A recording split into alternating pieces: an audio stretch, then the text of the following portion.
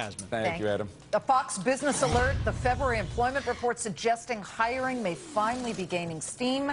But our next guests are afraid soaring energy costs could turn out the lights on the recovering job market. And Rob Basso of Advantage Payroll Services and Joni Rugi with SFN Group say some small businesses are already feeling the impact, and they join us now. Rob, give us an example of how these high energy prices are affecting some businesses out there. Well, there's lots of examples with small business owners. Let's first remind everybody that 70% of all job creation is from small business owners. They are the oxygen that feeds the heartbeat of the economy. Here's a really good example. There's a small carpet cleaning company in the San Francisco area. In 2010, they spent about $4,900 for their fuel prices for their trucks.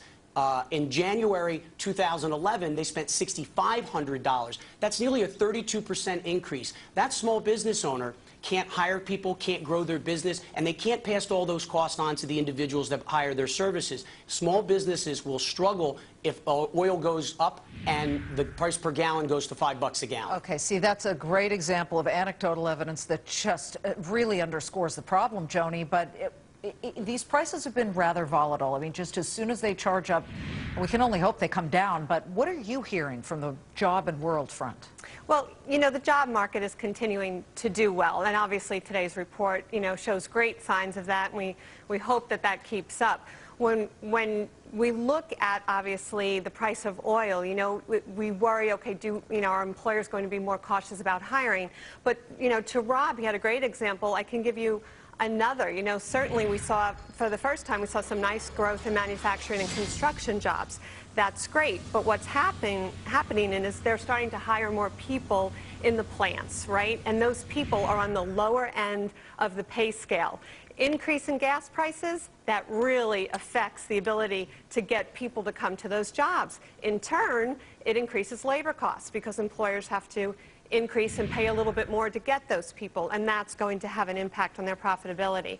So, you know, right now, still a lot of good signs. We're seeing hiring. All of the skill sets are doing well. But long term, you know, right now it's just too soon to see, or, you know, what that impact is going to be. Rob, are there any jobs out there that are kind of immune to these oil shocks?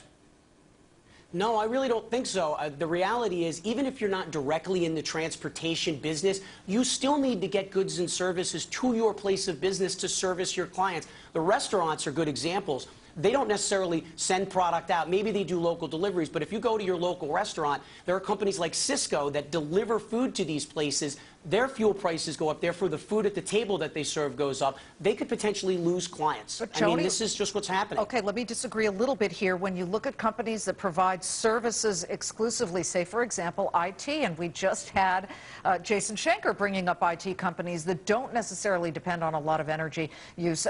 Is there an opportunity there? Joni. Well, I certainly think, I'm sorry. No, that's fine, Rob. I actually do think in IT, that's a great sector right now. So, right, we're seeing lots of jobs being created in the IT sector. And companies, you know, we see corporate America having more money. Companies are investing in IT and infrastructure, and those jobs are there. They're going to be continued, you know, to be created. I don't know if that would really be so impacted by the increasing, you know, costs of oil. Joni Rugi and Rob Basso, great to see you both. Thanks for coming in. Appreciate it.